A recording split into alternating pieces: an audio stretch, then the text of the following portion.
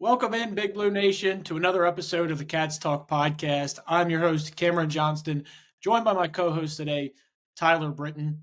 Tyler, the women's team starts off 3-0 after another big win here on the road. Their first true road test of the 2025-2026 season comes in Clara Strack's hometown of Buffalo, New York, against Buffalo. They win 81-47, what was really a blowout from the start. Tyler, what was some of your big takeaways from this game? Yeah, welcome back to Buffalo, Clara Strack here. What an incredible game. She had 27 points on the board. She had 12 rebounds. Field goal percentage was 64%. She was 1 for 4 from 3. She had a good game there overall, I thought. She had a couple blocks as well. A little tussle there in the third quarter, Yeah, fourth quarter. fourth. Not sure what all was going on there. There's a couple flagrants getting thrown out there that canceled out, and then somehow Tiana Key got flagrant. I don't know what happened there. That took 15 minutes right there at the end of the quarter, and I still don't really know what happened, but somehow Clara ended up with the flagrant one, and so did Tiana Key. So I'm not really sure what happened there and how Kentucky got the short end of that stick. At the end of the day, I think Buffalo was just a little, they're just trying to get under her skin. I don't know what their problem was, but Clara was dominating them, and I think they're just jealous. That was probably their problem. Buffalo. The fact that she had 27 points and 12 rebounds and 4 blocks on 64% shooting. I think if somebody dominated like me like that, I'd probably be a little upset too. For sure. Well, I mean, the rest of the team did good as well. I thought the team as a whole, I felt like there could have been more production for more people. I was actually kind of shocked after the game that Lexi Blue had last game that she didn't put up more points. She only had 1 point today. She had a couple of rebounds as well, but other than that, she was really non-existent. She was 0 for 3 from 3-point. She had 0 field goals. She was very non-existent after the game she just had where she was going off. So I'm kind of shocked she was a little quiet in this game.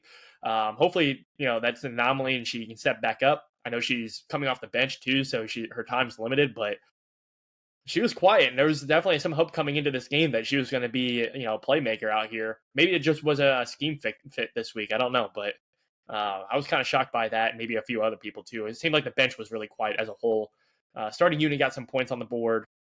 Bench needs to step it up a little bit, but yeah, I mean, I kind of want to stick on what you're saying there with Lexi in general. I mean, the 3-point shooting, we saw the game against Morehead State. They could not shoot the 3 well at all. Then they shot the 3 really well against Monmouth on Thursday. And then they come back out on Sunday against Buffalo and shoot 17%. So it's like, we've seen, 2 different outcomes, and a lot of it really hinges on Lexi Blue and Asia Boone's ability to shoot the 3. Asia Boone was 0 for 5 from 3 in this game, and Lexi was 0 for 3, like you mentioned. The team was 5 of 29 from the 3-point line. That'll get you wins in a game against a team like Buffalo where you're able to rack up 11 blocks in a game and have Clara Strack just dominate with her physicality and ability to get to the rim. But once we start getting into conference play, which we still got a while, of course, until we get into SEC play, you're going to have Lexi and Asia knocking down those shots because 17% from 3 and 5 of 29 shooting from the 3-point line is just not going to get it done. Yeah, no, I totally agree. I'm actually looking at this team stats right now, and I didn't realize this until just now, but they went 5 for 29 from 3-point as a team, 17%. That is night and day different from what they were. Maybe this is because it's the first game on the road. They're up in Buffalo. It was a little cold outside. Cam, I know how you deal with the cold. Man, I am freezing. I am freezing. Some of these ladies, one of them's coming from Australia. So, I mean, who knows what's going on? Maybe it's just the weather change and on the road, but I'm in agreement. This team is way too talented not to be making more than 17% of their threes. I would be shocked. Really, realistically, they need to be hovering no lower than the 25% mark, and I think that's a low ball. That's a low bar to hit. So if they're not hitting that, I think we're going to have some problems in the postseason. Absolutely. But, again, the fact that Clara was able to, pull it together, that was good to see. Let's see, Jordan Obi here, 8 points. She had a really good start against Morehead. She's kind of, I don't want to say she's slacked off because that's not what I'm saying at all, but I was kind of a little more impressed against her, with her first performance, and she's kind of disappeared a little bit off the radar. I'm hoping that was, these last 2 games are a little bit more of an anomaly for her. I feel like she's going to be a big player for the team moving forward, but, at least it's good to see that Tiana Key and Clara Strack that pulled the team together. Amelia Hassett also had 8 points. She hit 2 of the 3-point shots, so she held her own. So, overall, again, the team played well, but I think that right now I didn't see the press conference myself yet, but I'm sure they're having the same conversation they did when they played Moorhead, where this team was good, but none of these players are going to say, hey, like we played our little hearts out. We need to play a little bit better. Even Clara probably to a point will say that just being a team leader herself. Yeah, and I kind of want to stick on. I think Jordan Obi probably it's just a foul trouble. I think that she got in kind of never was able to really find a flow in this game. She had 4 fouls. Same thing with Amelia Hassett. And I kind of want to touch on Amelia there because I said in the last podcast, like if she's not hitting threes, that you almost can't play her as much as you would like to. But in this game, man, she had pulled down 5 rebounds and 5 blocks. I've never seen that ability from her so far, even with the size that she has. So for her to go out there and get 5 blocks, even add a steal in there, you can start to play her in more of those roles if she's going to give you that kind of effort on the defensive side of the ball. And you look at what the triplets did in this game. Obviously, we mentioned Clara had 20, 27. Tiani Key had 17 and 12. I mean, we've barely mentioned Tiani Key in this, and she had a double of 17 and 12, and shot 67% from the field.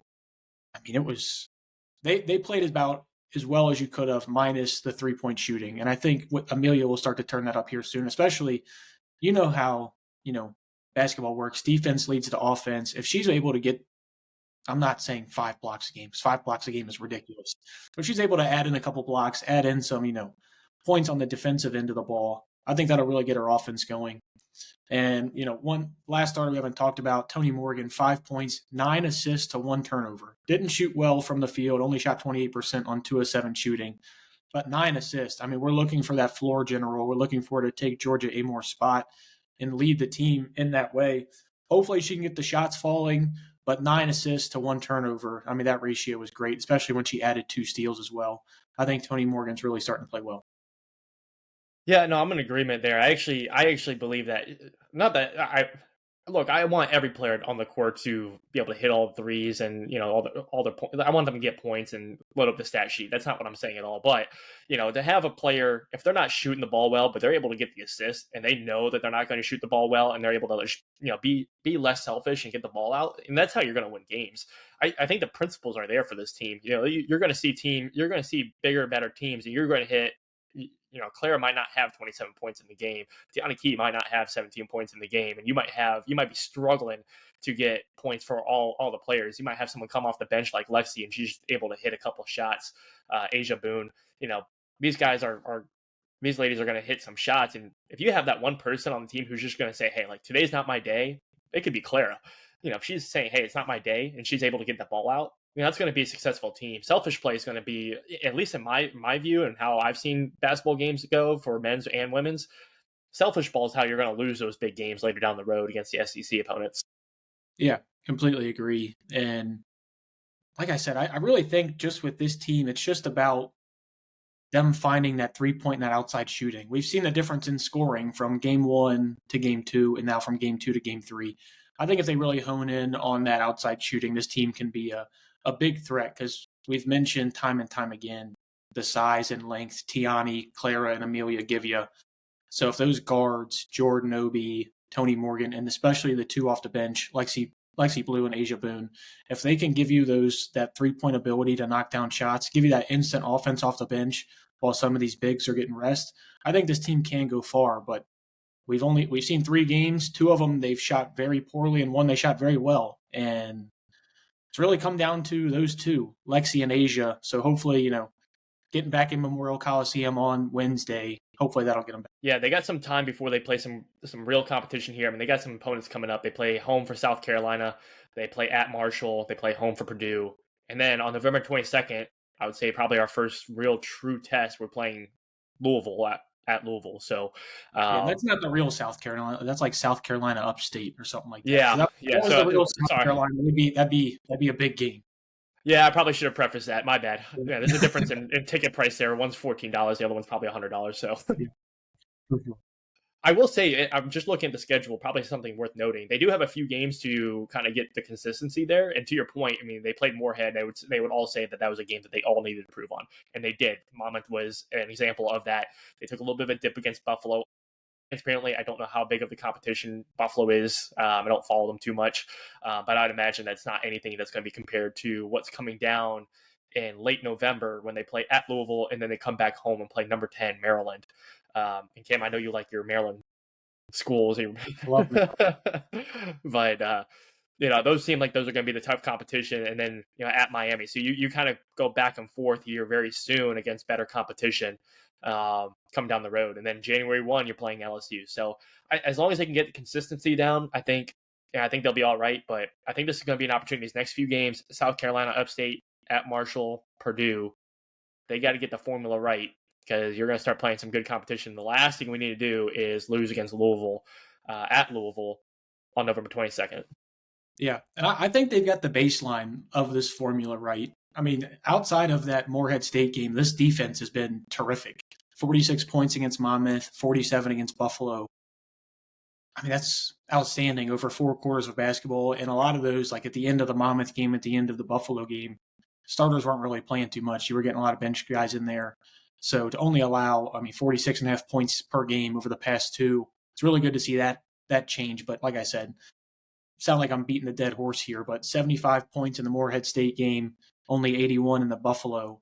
Obviously, 104 in that Monmouth game. What's the big outlier?